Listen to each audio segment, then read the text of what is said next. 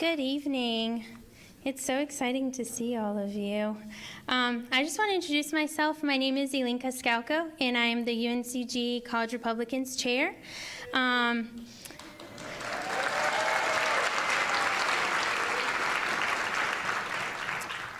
About this time last year, actually, we restarted our group on campus. It was an existing group, but for a couple of years, it's kind of just disappeared.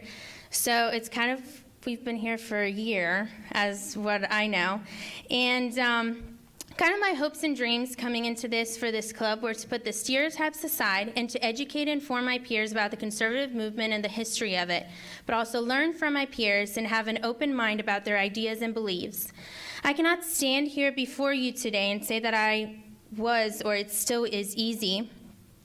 However, I can tell you that this event, sponsored by College Republicans, who is conservative group on campus, it's a student group recognized by the university, and Young America's Foundation, who is the third party, unless you all have been in the news. We've had some issues with that. It is a third party, and they have helped us donate money and put this whole event together. We're hosting a brilliant writer, scholar, and public intellectual on this very liberal arts-minded campus. I'm so proud to just be here with you all and experience it. Our speaker tonight is one of the top names in the conservative movement, Dinesh D'Souza. He's a former policymaker analysis in the Reagan White House and also served as the John M.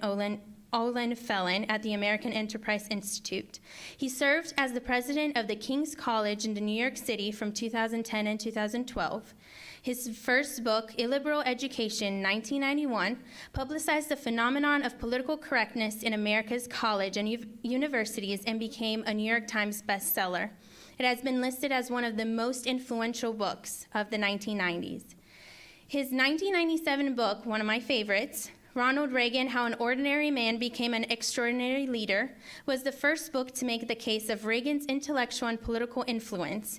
He later wrote New York Times bestseller, What's So Great About America, which was critically acclaimed for its thoughtful patriotism. Letters to a Young Conservative, which has become a handbook for a generation of young conservatives inspired by Dinesh's style and ideas. He has recognized the need of conservative influence on college campuses and inspired many students to stand up for what they believe and become leaders on their college campuses by spreading the conservative message. Just as in his early years, D'Souza was one of the nation's most articulate spokesmen for reasoned and thoughtful conservatism. In recent years, he has been an equally brilliant and forceful defender of Christianity. Another one of my favorite, What's So Great About Christianity, not only intelligently explained the core doctrine of the Christian faith, it also explained how the freedom of prosperity associated with Western civilization rests upon the foundation of biblical Christianity. He has also become a renowned filmmaker with top-grossing documentaries, 2016, Obama's America, America, Imagine a World Without Her, and Hillary's America. Through these documentaries, he has challenged the current system and government and has continued to educate, inform, and inspire the American people. He's personally here today to talk about his new book, The Big Lie, and expose the Nazi roots of the American left. It is my pleasure, and I'm so excited to introduce you. Please stand up and welcome Dinesh D'Souza.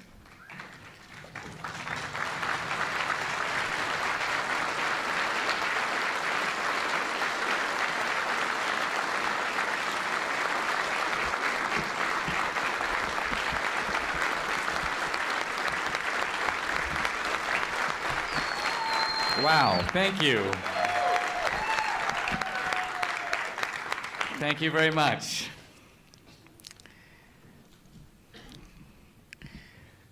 This is great. I hear there were a few protesters outside, very peaceful, not brandishing, not weapons happily, but just brochures and pamphlets, propaganda. The good thing about a university setting is that we can test these arguments against the light of debate and the light of truth. So that's what I'm here to talk about. Wow, what a political climate we've been in since Trump's election several months ago. Nobody kind of expected it, I don't think. I'm not sure I did either. And you can be sure that the guys at MSNBC and CNN, just by the look on their faces, I mean, so much expended energy. I mean, those guys, forget about the DNC rigging elections and things. I mean, the media had been trying for months to drag that crooked hag across the finish line. And it didn't work.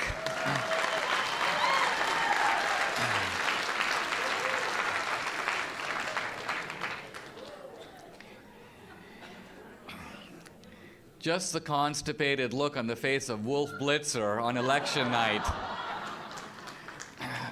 to me, was worth the whole election. And that's the thing. I mean, for those of us who know Hillary, know about Hillary, look, they're investigating Trump. Think about this. Imagine what people would say if Trump took $145 million from the Russian government or instruments of the Russian government, deposited that money in the Trump Foundation, and literally in exchange agreed to sell not wheat, not cement, but 20% of the United States' uranium to what today even the Democrats seem to acknowledge is our foe, our enemy. This, I think, he would have been out of there by now had Trump done that.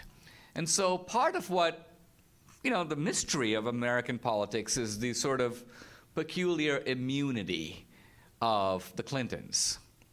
But I don't want to talk about the Clintons. We're sort of done with them. And I want to actually focus on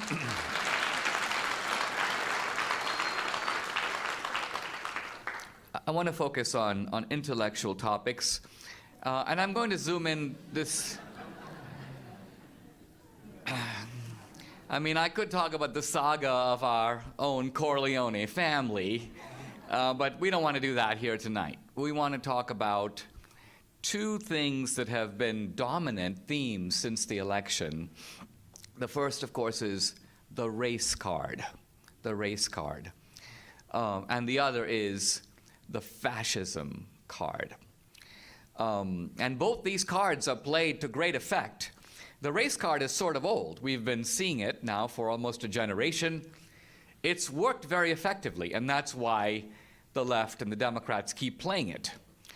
And the basic idea of the race card is that the Republicans, the conservatives, the right, is the party of racism.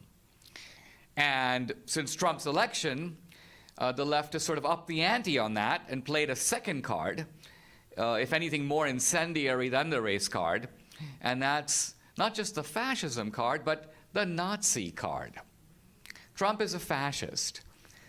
The Republicans, the conservatives, are the neo-Nazi party. And for the left, Charlottesville was almost, you might almost say it was a play staged to dramatic effect, because it appeared to completely confirm both the race card and the fascism card. Here were white supremacists, evidently, in Trump hats.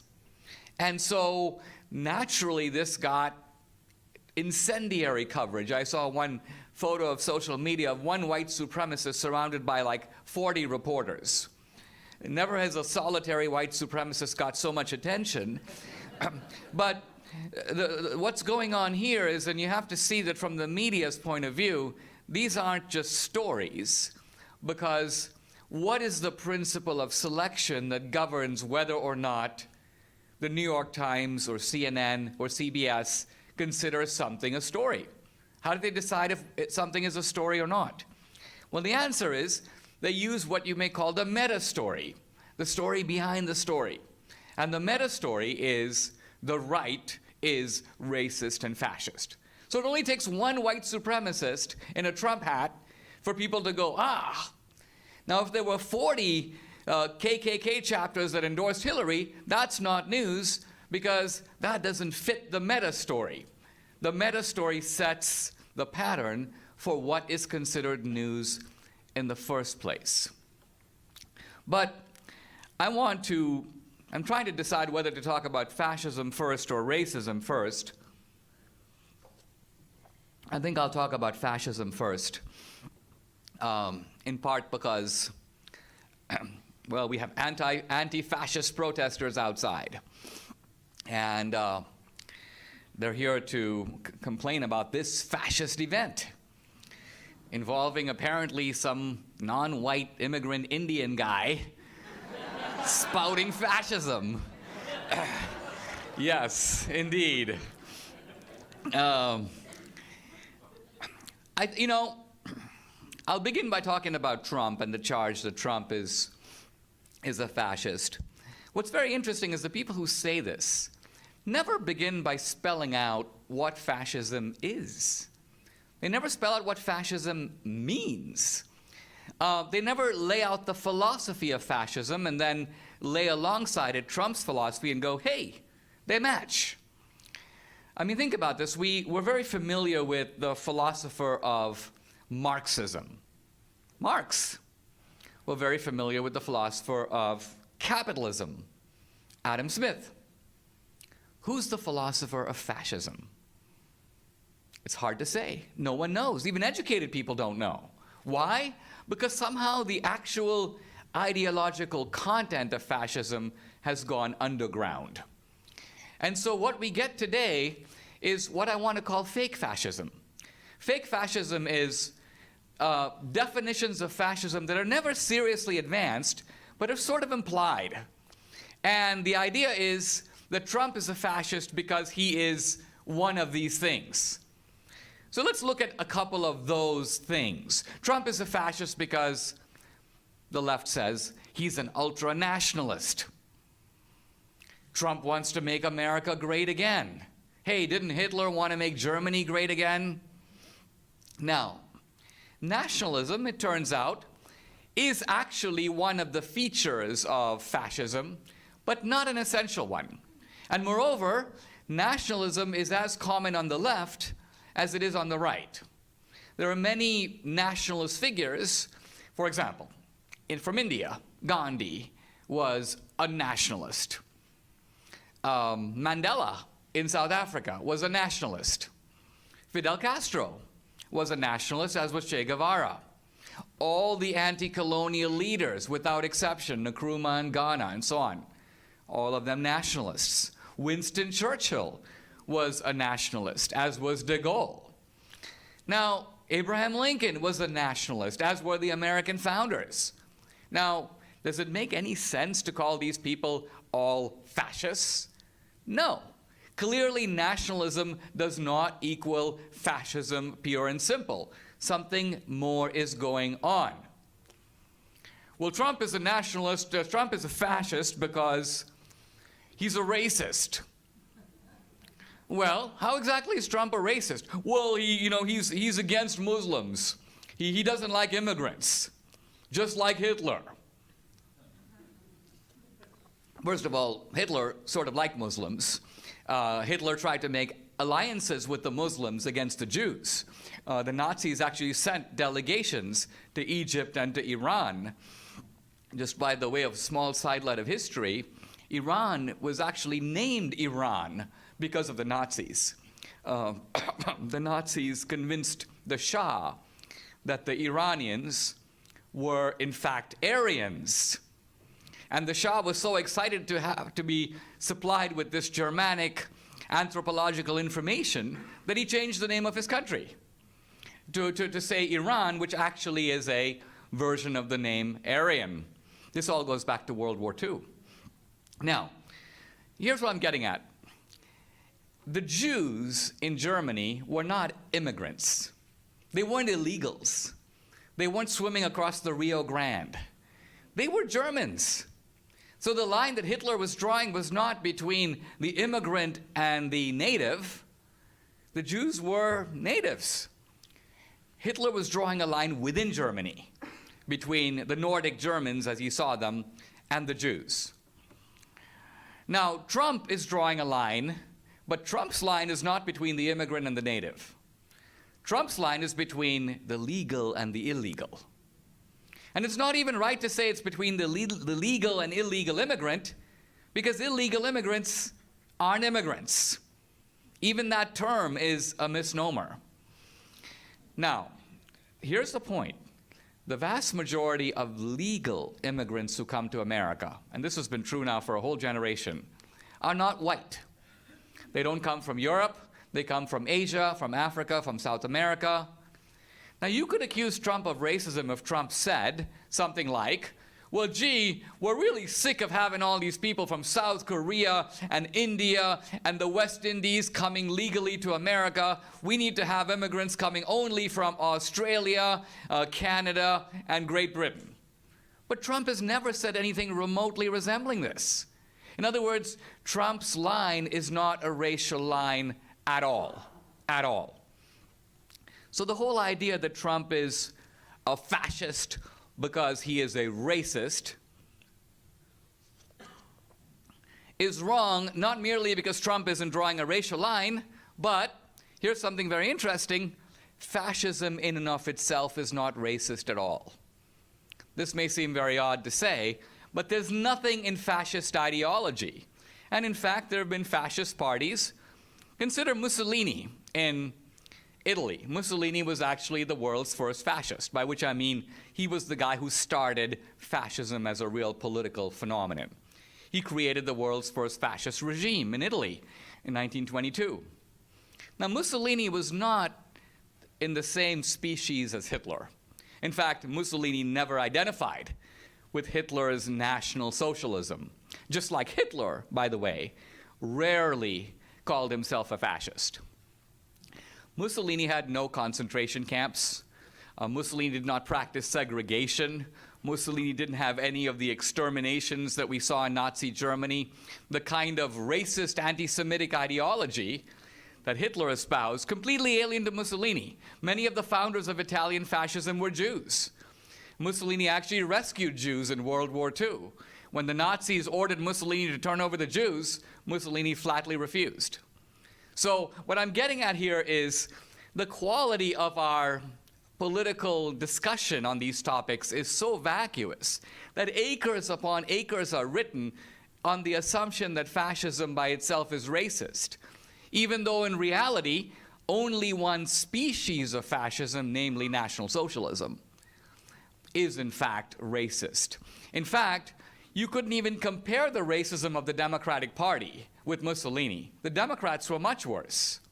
Their history is so bad that you'd have to go to Nazi Germany to find a fascism whose racism even remotely compares with the racism of the US American Democratic Party.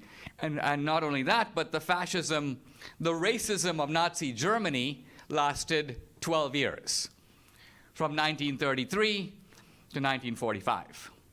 The racism of the Democratic Party lasted 150 years. So considerably longer duration. Now, in order to think about fascism, is it right-wing or left-wing? The first question you might ask is, how did we get fascism? Where did it come from? What's its roots? What's its origin? Remarkably, fascism grew out of Marxism. In other words, in the early 20th century, there was a huge debate among Marxists in Europe. Marx had predicted that there would be communist revolutions breaking out throughout the industrialized world. Marx didn't say that he wanted this to happen. He wasn't calling on the workers to revolt. Marx predicted it, almost like a scientific law. He said it's going to happen, whether you want it to happen or not.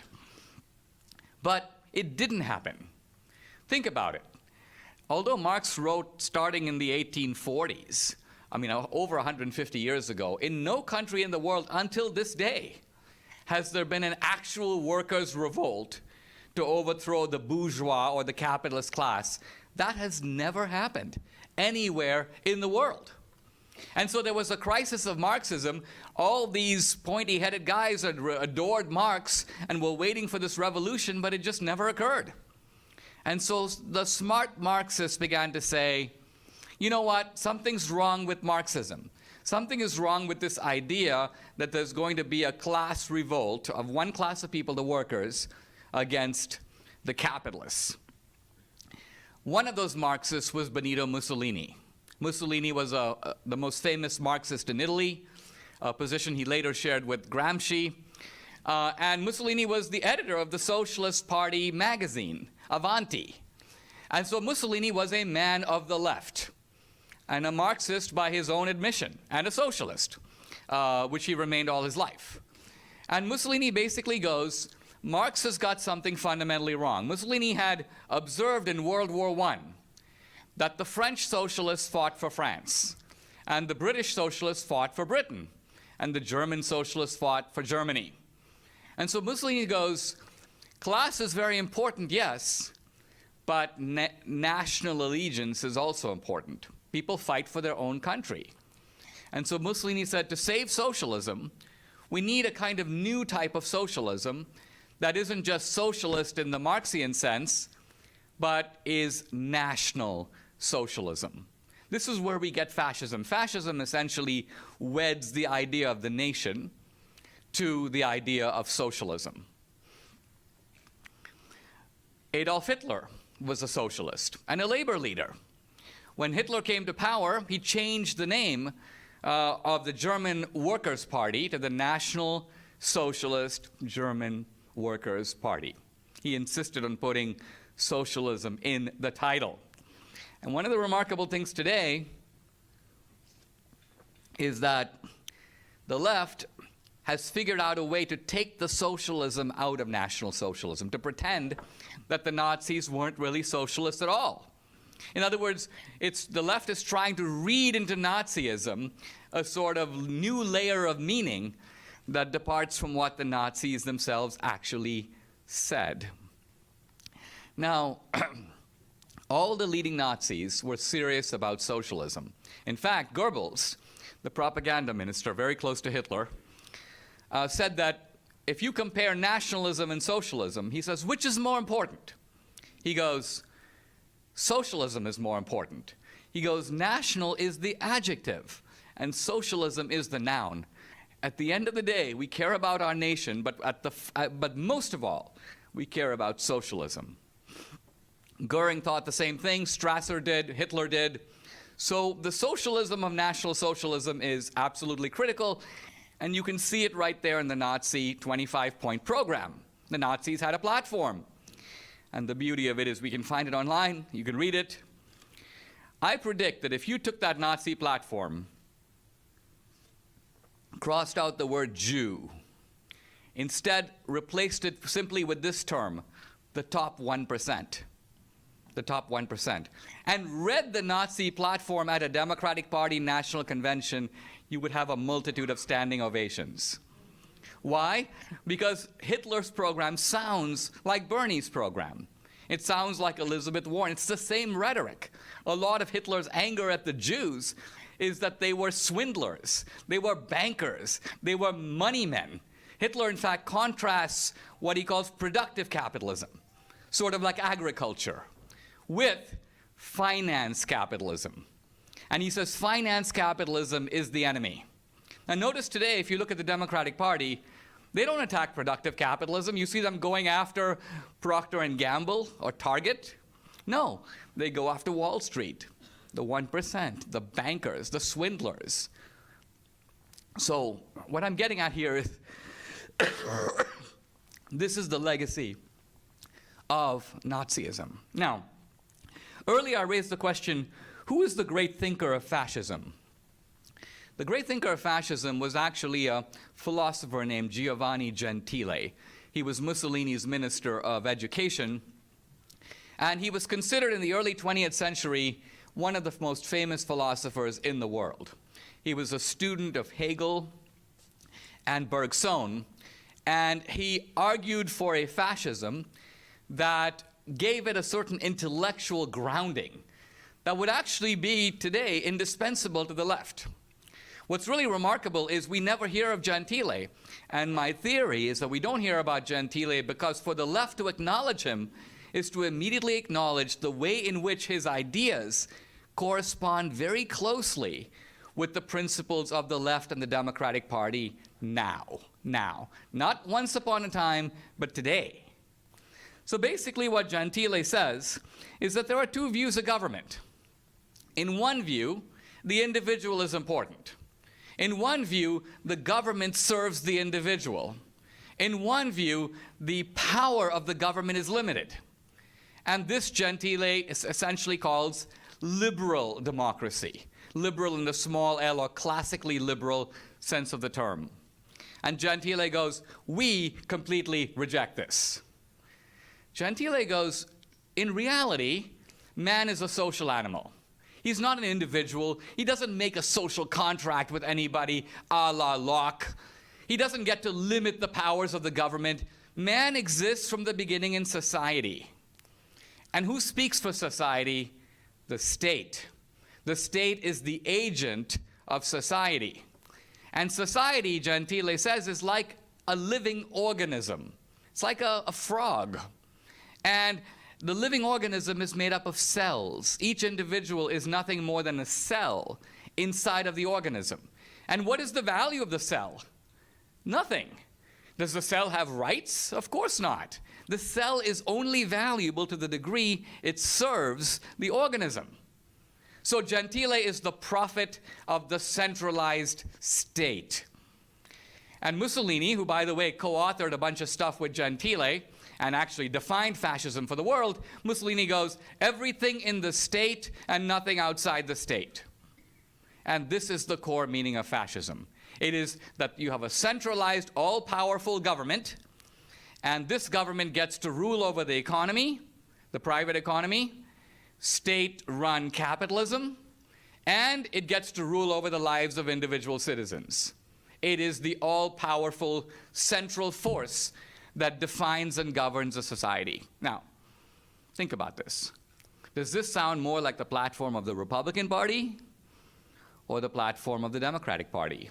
This notion of the all-powerful centralized state is clearly a phenomenon of the left.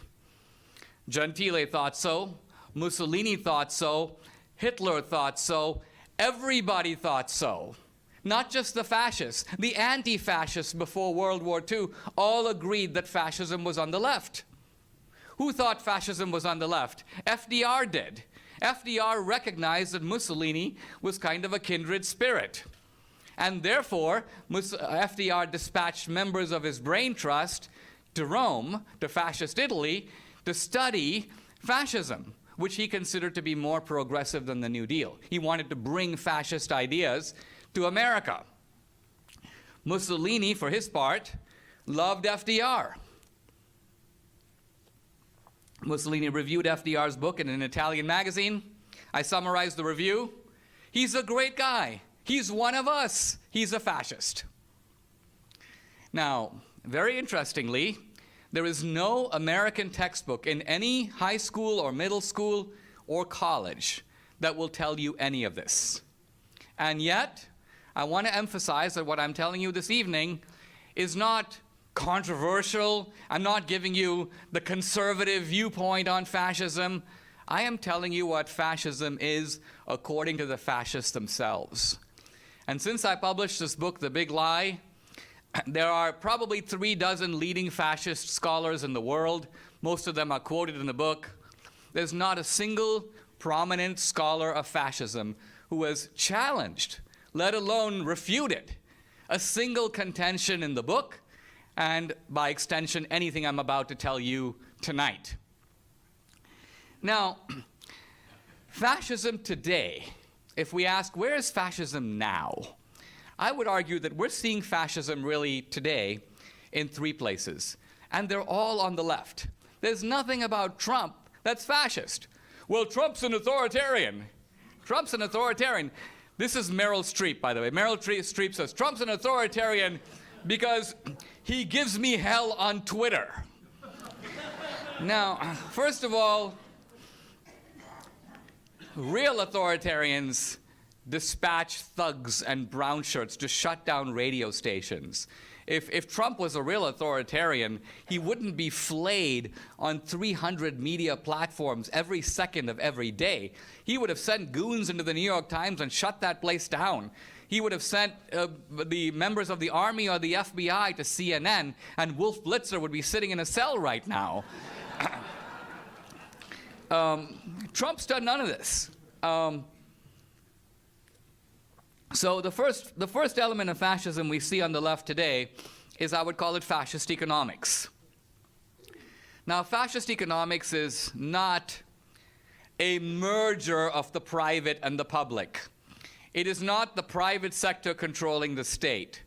The clear meaning of fascism is state-directed capitalism. The government runs the private economy. Now, first you have to notice that the economy is private under fascism. And notice that here in America, we don't have socialism in the Marxian sense. Consider Obamacare. We have private hospitals. We have private insurance companies. But somebody's telling them what to do. Who? The state. And what is the state doing? The insurance company provides the insurance, but the state sets the prices. The insurance company provides the insurance, but the state decides who's eligible and who isn't. This is clinically state-directed capitalism, i.e., this is, in fact, fascism.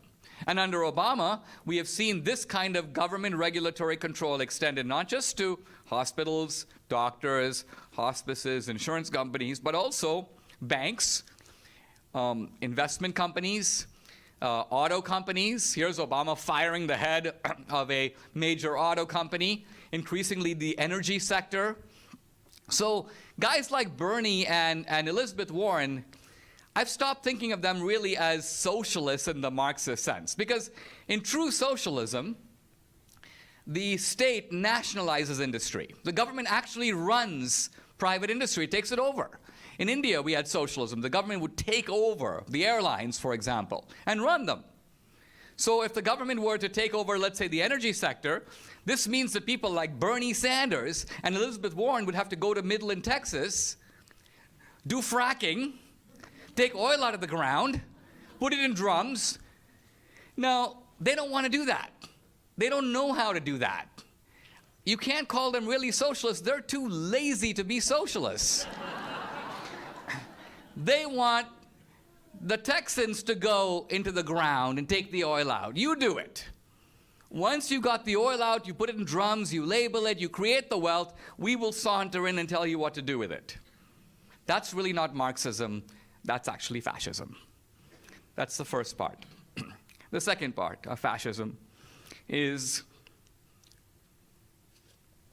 deploying thugs to curtail free speech. Now, the Nazis had a book burning. And their book burning in 1933, 10,000 books set ablaze. Most colleges today don't have to have a book burning because they don't assign those books. The books that they want to ban are never assigned. They're never taught. Speakers who reflect those points of view are often never invited. Now, people say, well, what about those, there's the protesters outside today. They have a little brochure here that I saw for a moment. It says, what about the white supremacists who support Trump? Like all 17 of them. What about those guys? Aren't they the greatest threat in this country right now? No, they're actually not. Why? Not because there aren't bad guys. There are bad guys. But because they don't have any power. In order to be a real threat, you have to have real power. So contrast for a moment the white supremacists in Charlottesville. By the way, it's worth pointing out that Jason Kessler, the organizer of the Charlottesville hate rally, is an Obama guy. Jason Kessler is also an Occupy Wall Street guy. Jason Kessler, according to his girlfriend, was a leftist only a year ago. This is the how many white supremacists are Obama guys? Not a whole lot. Something a little fishy was going on in Charlottesville. I'm still not sure we've gotten to the bottom of it. But nevertheless, taking it at face value, What I'm trying to say is that those guys in Charlottesville do not have real cultural or political power. Antifa at Berkeley does. The reason the cops are called off at Berkeley is Jesse Aragon, the mayor of Berkeley, belongs to Antifa Facebook meeting groups. He's a member of the team. He calls off the cops. Antifa has powerful supporters in Hollywood, in the media, in the Democratic Party. It's much more difficult to get the Democrats to denounce Antifa. Nancy Pelosi finally did. I believe she's the only one. Than it is to get conservatives to denounce white supremacists or neo-Nazis. I've been in the conservative movement for 25 years. I've never been to an event where there was a Ku Klux Klansman or a neo-Nazi. The whole notion that these guys represent something mainstream on the right is preposterous. Now, what's interesting about these Antifa guys is that they pose anti-fascists. Anti-fascists. And they say, no free speech for fascists. Except the people they target aren't fascists. The people they target are people like Condoleezza Rice and Charles Murray and Ben Shapiro. In other words, they're targeting mainstream Republicans and conservatives. And by calling those people fascists, they're legitimizing violence against them and pretending like they are fighting hate speech. But Ben Shapiro isn't giving you hate speech. I'm not giving you hate speech. I'm giving you arguments rooted in history that are open to refutation and debate. In my movie Hillary's America, I made the following statement about racism. In 1860, the year of the Civil War, I said, no Republican owned a slave. I did not say no Republican leader owned a slave. I said no Republican owned a slave at all. All the slaves in the United States, 4 million of them, were owned by Democrats. Now, this is a very interesting statement. Again, I defy you to find it in any textbook. I defy you to find it anywhere at all. And yet it happens to be irrefutably true. And by irrefutably true, what I mean is it's a scientific statement in the classical sense. It's a statement that's open to refutation. All you have to do is give me the names of 5 Republicans. Again, not Republican leaders, 5 Republicans who own slaves, and I would have to take it back. But to this moment, no one has. About 6 months ago, a guy wrote me. He says, I'm a PhD student, and I've been researching this topic because what you said really disturbed me.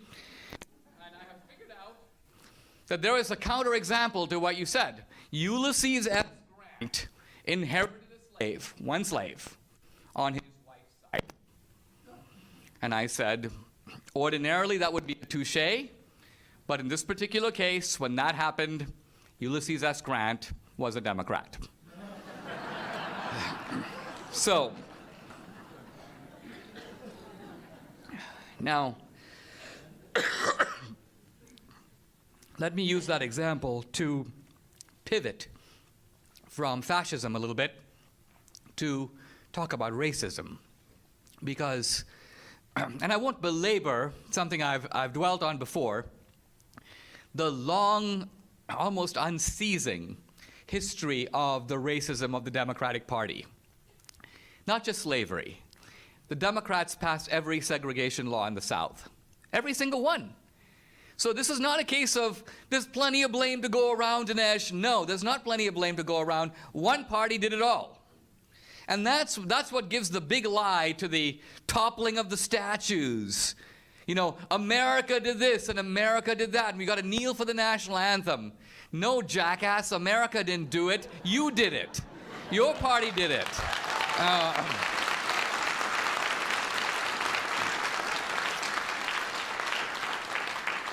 Some Americans did these things and other Americans stopped them. The Ku Klux Klan. What about David Duke? Well, what about David Duke? David Duke is an excommunicate in the Republican Party. All the Democratic Klansmen have buildings named after them. Right now. Right now. Robert Byrd, half of West Virginia is named after Robert Byrd. Do you see Antifa tearing down his statues? Have you see them pulling down the signs for the Robert Byrd Highway, the Robert Byrd Medical Center, the Robert Byrd this? No. Why? He's a nice Klansman. He's one of theirs. So this is the shameful history of a party that has frankly never admitted its history, never apologized for it, never paid 1 penny in restitution for it. Now, what I want to focus on tonight before I open the door to questions is this notion that because the Democrats, if you push them, you force them, they will admit, yes, true, we did all that.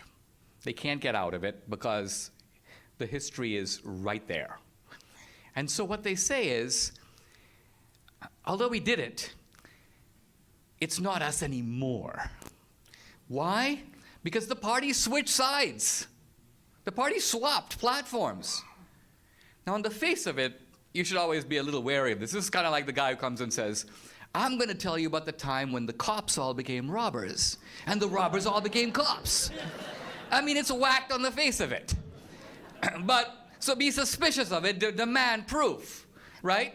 So the party switched sides, okay. Well, let's look at the Democratic platform in the 30s.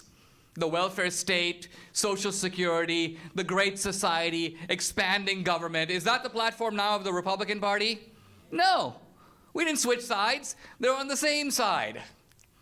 Abraham Lincoln, in talking about slavery, defined slavery in a very simple way. You work, I eat.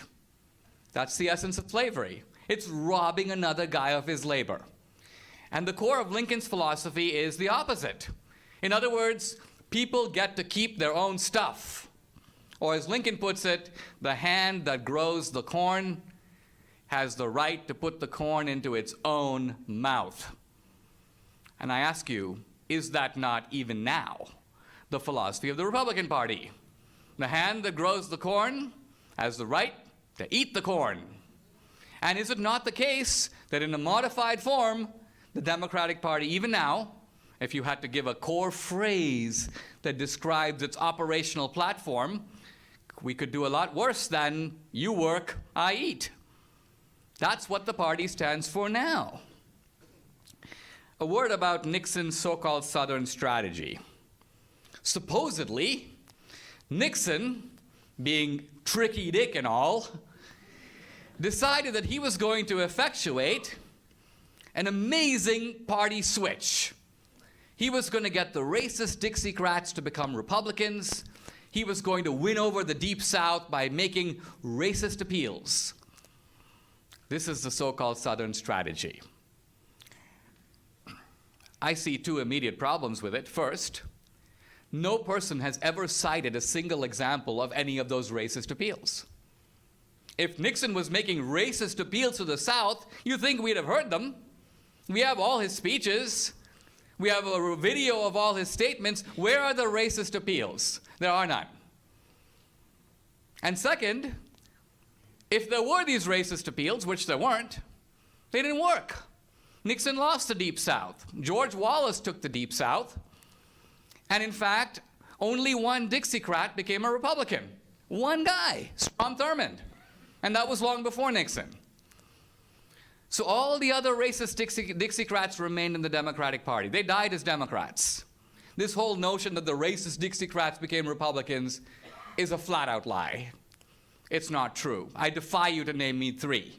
And again, the beauty of this kind of talk happening today is you can check me out. You can check me out on your phone in 5 minutes, and you'll know right away if what I'm telling you is true. It is true. Now, the Republican Party won the South, and that process culminated in the 80s. The South became Republican because of the Reaganite appeal to patriotism, anti-communism, free markets, pro-life, Christianity. This was the siren song that drew the South to the Republican Party. As the South became less racist, it became more Republican. There's an inverse relationship between Southern racism and Southern Republicanism. Again, this is documented. There is if you look at survey evidence, there is a steep drop of racism throughout the 20th century in the South.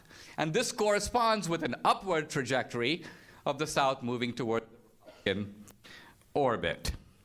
Now, let me sum up. Kind of what I'm saying here is that the big lie is to take all the bad stuff that you do, the left, the Democrats, and project it onto the other side. Now, normally, you can't get away with the big lie. You can't pull it off. But the left can do it in this country because it dominates the three largest megaphones of our culture: academia, Hollywood, and the media.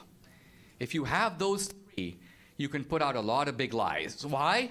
Because even if the guy in the third row knew it was a lie, he doesn't have a big enough megaphone to say so. That's why I'm making movies. Because that's a way to build a megaphone for myself, so I can get my ideas out as well. A little bit like the fat guy, Michael Moore. So Trump can't be a fascist without also being a socialist. Socialism is the heart of fascism. Trump isn't a fascist. Why are these, I'll conclude by examining very briefly this question: why do some of these ragtag white nationalists, insignificant though they may be, why might they even like Trump? Why might any of them even vote for Trump? Why would even one of them vote for Trump? Here's the answer. The Democratic Party invented white nationalism. It created these guys. It created David Duke. It created Robert Byrd. It created the Ku Klux Klan. But having created them, at some point, the Democratic Party decided to do what you can call an ethnic nationalism pivot. To pivot away from white nationalism, reject it, and embrace every other ethnic nationalism. Black pride, black power, Latino power, Asian power, immigrant power. In other words, to emphasize every other ethnic nationalism and mobilize it against white nationalism. So the white nationalist, who was once the apple of the eye of the Democratic Party, has suddenly become a kind of pariah. Where's he going to go? Right? Now, the reason that he looks to Trump is not because Trump is a white nationalist. No, Trump is an American nationalist. But an American nationalism, at least in theory, makes room for everybody. If you're American, you're in the club. And so if you're a white nationalist faced with the choice of a Democratic Party, which is your natural home, and which you would willingly sign up for. Remember, for many decades, the civil rights activists and the Ku Klux Klan were in the same party. Martin Luther King and the Klan were in the same party. In the 1930s, when blacks began to switch their votes from Republican to Democrat, the Democratic Party was the party of segregation and the KKK. So the white nationalists and the other nationalists all got along, I wouldn't say just fine, but they were in the same tent. But now, Trump's American nationalism, which is routinely conflated with white nationalism. Trump is a white nationalist. No, he's not.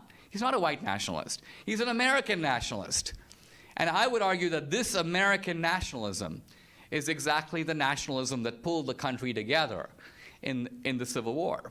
It's the same nationalism that rallied America at the time of the Revolution.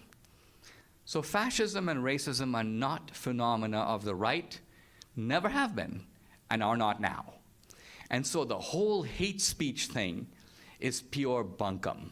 It's pure bunkum. It's an attempt to pin the racist tail on the Republican elephant. It's an attempt to pin the fascist tail on the Republican elephant, whereas both tails belong very securely on the behind of the Democratic donkey. Thank you very much.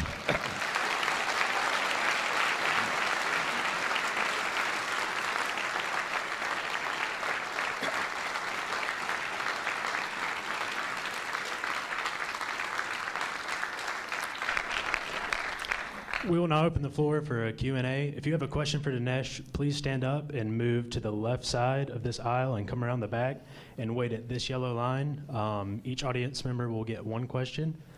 So please stand up and...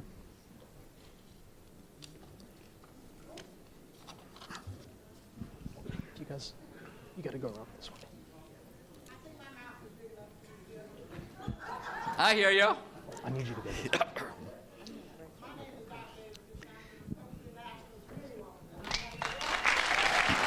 Thank you.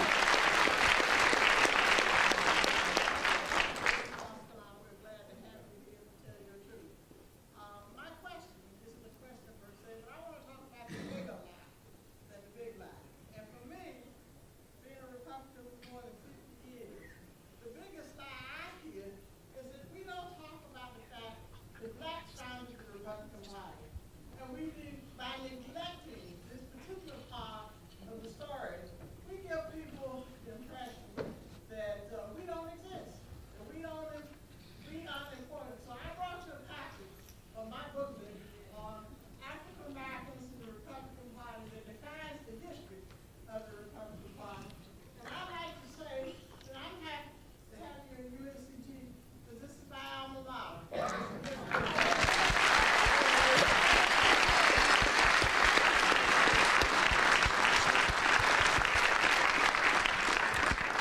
So this is a Republican committee woman making the point that blacks have been central to the Republican Party from the beginning. And there's probably some things in here I don't even know, and I'm looking forward to reading. But let me make the point that there's confirmation of this idea that comes, interestingly enough, from the Democrats. Because in the 19th century, the slogan of the Democrats in attacking Republicans was to call them the Black Republicans. Even Lincoln. I mean, there are posters of Lincoln in which Lincoln is actually described as, quote, a nigger. And Lincoln was basically described, and there was a whole fake historiography trying to prove that Lincoln was half black. So what I'm getting at here is that the Democrats at that time were doing the opposite of what they're doing now. At that time, recognizing the power of racism, they were trying to use that vitriol against the Republican Party.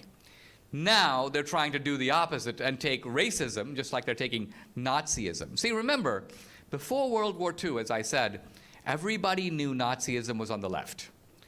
But once American troops went into the gas chambers, not the gas chambers, but the concentration camps, and out came those ghostly, emaciated figures, starving, tottering, incoherent, immediately fascism and Nazism became indefensible. Around this time, the progressives were coming to power in America, in academia, in the media, and Hollywood. They knew that Nazism was on the left. They knew it. But they said, look, we've got to cover that up. If young people know about this, the Democratic Party is finished. What we have to do is hide the association between fascism and the left. And we've got to take fascism and move it into the right-wing column. This is the big lie. So the big lie is not just Trump. It long predates Trump. It is a big lie with fascism that's been going on for 75 years. Okay, let's go on. Yes, sir. I have a question that has long confounded me that I would love to get your perspective on. Why is it that the left, with all its different identity groups that it purports to champion, why is it so enamored with and defensive about Islam that is very hostile to many of those exact same interest groups the left pretends to champion? So the question is, if the Muslims want to put women into burqas and toss gays out of windows, how to explain the fact that they're so welcome at the multicultural picnic? Better way of putting it.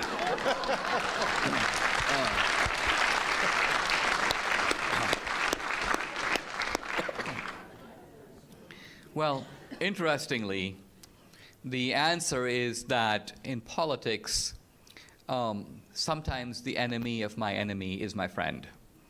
Now, the Muslims are doing those things, but not over here. They're doing those things over there. And the left knows about it, but it's not their main concern. Their main concern is right here. From the left's point of view, the biggest danger in American society isn't radical Islam or isn't a bunch of guys trying to blow up the country. It's Trump. Trump is the clear and present danger facing the United States. All allies who can be recruited against Trump and the right are welcome. And so, because of the immigration issue, because of the security issue, Trump's travel ban, Muslims are sort of a right population for the left to pick. And they become good foot soldiers in the political battle against Trump. So it is the monomaniacal focus on Trump as the bad guy that explains the sort of promiscuity of the left in welcoming all kinds of allies who might be dubious on their own merits, but have signed up to fight in the anti-Trump crusade.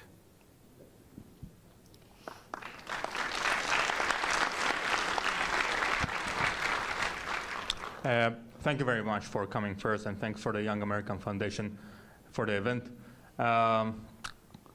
First of all, I think I'm the worst nightmare for leftists because, one, I'm an immigrant, legal. Second, I'm Jewish and from Israel. And also because I'm from NC State, I guess. What's your third reason? Because I'm from NC State, so I drove all the way from here. So, and I'm here over 3.5 years in the United States, and I like it here, and I think it's the best country in the world. One, because there's a lot of opportunities here. I didn't say Israel is not great, but there's a lot to learn. And as you said, India is a socialist country. Israel is also a socialist country. There's a universal health care, but it's not that good. And my question is about academia. So teachers, I don't know if here at UNCG is the same, but I kind of see it now. Thank you. That they try to put some ideas of socialism and Marxism, and I don't know if I should fight versus the teachers, or just be a parrot, write word by word on my paper, and just get the A and leave the faculty and be so happy. Well, I would say that you should do that. In other words, the faculty are in a position of great power over you while you are in their class. And these are not guys who are, for the most part, open-minded. Some are, but the majority aren't. There's a Princeton professor named Kevin Cruz who's been saying on social media, Dinesh keeps saying the Democratic Party is the party of slavery, segregation, racial terrorism, and the Ku Klux Klan. He goes, everybody knows that. And I'm like, everybody knows that? Do you teach that in your class? I point out in The Big Lie that FDR, this is the sainted progressive of the 20th century, FDR made a deal with the racist Democrats in the 30s to get the New Deal through. He needed the votes of the racist Democrats, so he brought him in. The racist Democrats told FDR, okay, we'll support the New Deal on 2 conditions. Number 1, you have to block all anti-lynching legislation. Think about that. FDR agrees. Number 2, blacks must be excluded from the most popular New Deal programs. No Social Security for blacks. Now, you don't have to say that, but most blacks work in domestic service or they work in the field. Exclude those 2 professions from Social Security. FDR agrees again. Now, think about this. Again, is this taught in our schools and universities? No. There's nothing on the Republican side that even compares to this. This is what makes the Big Lie so big. Now, if you're a student, you've got to think of, how do I fight this? How do I open the American mind? I mean, I think at the very least, you have to assign yourself the task of being a kind of intellectual guerrilla. Not gorilla, but guerrilla, figuring out ways to undermine this lying orthodoxy. And you have to think of creative ways to do that. I mean, bringing speakers to campus, that's one way, but it's hit and run. I come on Monday, I'm gone on Tuesday. The professors are here every day. So as students, as members of the community, I see many members of the community here, think of ways that you can exercise your influence to bring alternative points of view to this campus. They may not be welcome, and that's why you may have to shove it down their throat.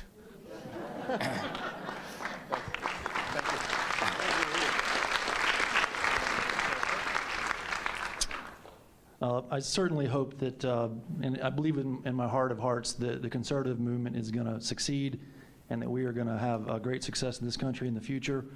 But I guess my question is, what does the left have in store for the country if they succeed in impeaching the president? Is the ideology you just described what they have in store for us if we fail to keep the republic intact? Or is it just some vacuous idea? I guess I'm just trying to figure out what they have to replace freedom, liberty, the Constitution, and the Bill of Rights. I'm just curious. Well, they have fascism. Look, the left was on the verge of taking the country. This is why they were so embittered by this election. They thought they had it. I thought they had it. And by it, I don't mean the presidency. I mean the presidency and the Congress and the court. Because once you already have the media and academia and Hollywood, I mean, think of the way, the kind of fanaticism of the other side. You might think, okay, I got Hollywood, I got the media, I got academia. Who cares about the NFL? They care. I mean, a bunch of crazy guys running up and down a field with a ball. But the left wants to own that. The Boy Scouts. A bunch of guys tying knots from trees. Who cares about that? They care about that. They want to make sure that some transgender guy is leading the Boy Scout troop. So the political and cultural aggression enters all spheres of life. Now, this brings me to the third element of fascism I never mentioned. The Nazis call it Gleichschaltung. Gleichschaltung means the whole country marches to the same tune. Nobody is allowed to march out of lockstep. Remember, this is the same thing that Gentile was talking about. All the cells of the body have to work to serve the organism. We can't have dissenters. A dissenter is like a diseased cell that has to be cut out, gotten rid of. This is why I've become, in a way, I would say, a very dangerous American in the last several years, partly because, not just because of what I say, but because I have a megaphone. And so this is why Obama, I speak on campus, people go, well, Dinesh, what makes you think that Obama cares about you? What makes you think you saw your stupid movie? What makes you think he's going to go after you because of a movie you made about him? Well, the reason I think that is because once I released the movie in 2,000 theaters, vituperative attacks on me began to appear on a website titled BarackObama.com. And so I reasonably inferred that the petty narcissist who was then in the White House was behind them. And so look, I've dealt with all this, Holder, Preet Bharara, the whole goon squad, and the fascism of the institutions, that kind of stuff, much more dangerous than the fascism of the street. The real fascists aren't some Antifa guy. I mean, these Antifa guys are morons. A lot of them don't even know half the stuff I said. It'd go right over their heads. But the more dangerous fascist is the Hollywood boss who will throw you, you'll never work again in this industry if you cross him ideologically. Academic deans who control billion-dollar endowments. They can destroy the career of a young academic if you fall out of line. Google, you write a memo against a diversity policy, you're on the street. That kind of stuff is very bad. It's going on in America right now. And this is the nascent fascism. I'm not saying we're living through the Holocaust. We're talking about Hitler circa 1933, early fascism. It's not Trump. It's coming from the other side. Okay, next question.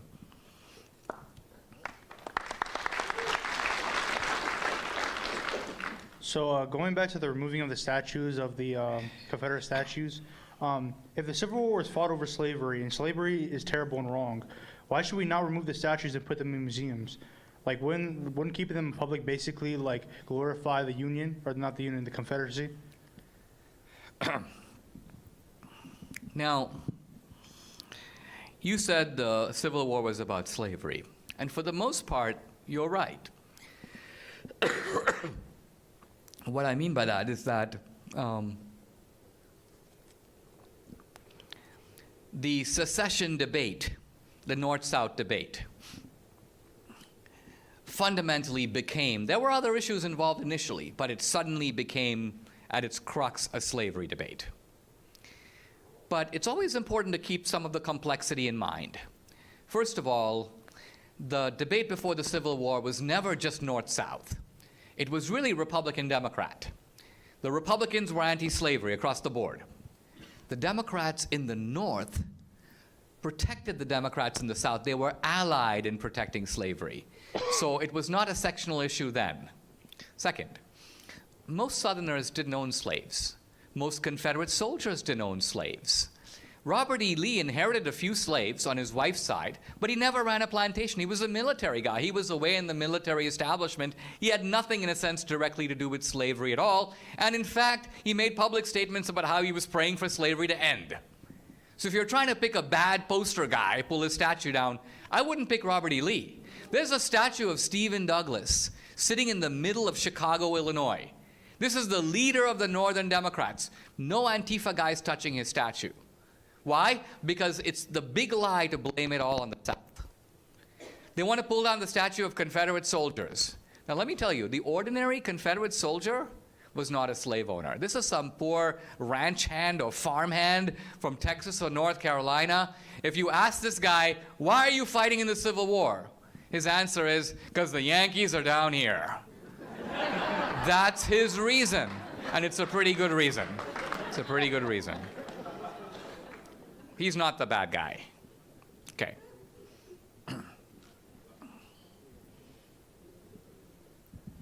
So we're talking about big lies. Today I watched the documentary of Clinton Cash and how all the donations or speaking fees or whatever have been run through the Clinton Foundation. Do you think the Justice Department will ever investigate them, or are they going to be let go? You know, this to me is a very, I don't get it. I mean, somebody must have caught Jeff Sessions, tied him up, and locked him in the basement of the Justice Department, because he has, after a rather distinguished career, he's sort of nowhere to be seen.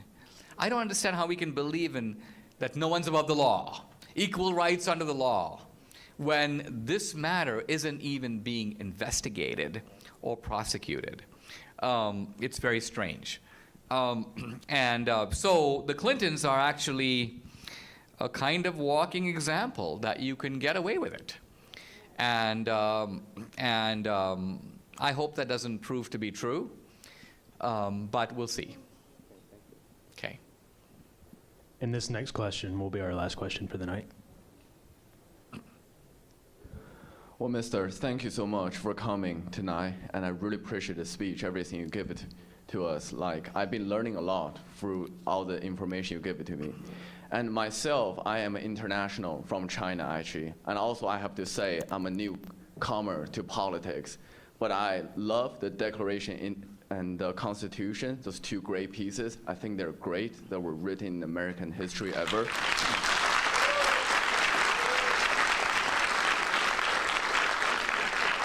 And tonight, you have actually confirmed that Democrat Party has been manipulated, altered the truth, and what's actually what are called a fact. So as me and other of my peers, brother in Christ, in sitting in this room, as what we consider ourselves, young Republican, what are some of your suggestions to us that we can do to inherit those valuable treasure and peace from the history?